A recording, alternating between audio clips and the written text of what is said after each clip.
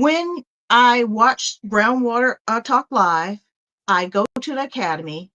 Is it a certain order? Do I need to go through the Academy before I can get to the Mastermind? Or can I just watch a show and then go to the Mastermind? The Mastermind is a little bit separate, and that's kind of really where the emphasis is right now. The classes are that the Mastermind is going to be a systematic approach. So we'll call it systematic utility management. And it's going to go through 15 different elements of water system management.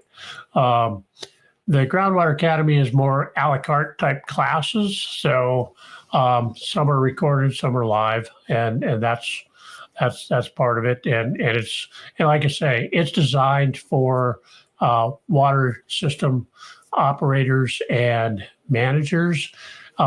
Generally, those people are going to have a license to run the system, an operator's license, and they're going to need technical training in their water system management and operation, so many contact hours per year.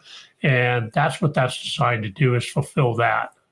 So it's going to be technical to that point where you're going to get the most out of it if you're a water system operator. Yeah, that's, I mean, your average homeowner probably is not going to want to dive into, your average well owner probably not going to want to dive into the esoterics of a asset management plan and determining criticality of assets and predictive maintenance and those types of things. So that's really where it is. But for the general person, there's plenty of free information there on Groundwater Talk Live. So the Groundwater Guide channel.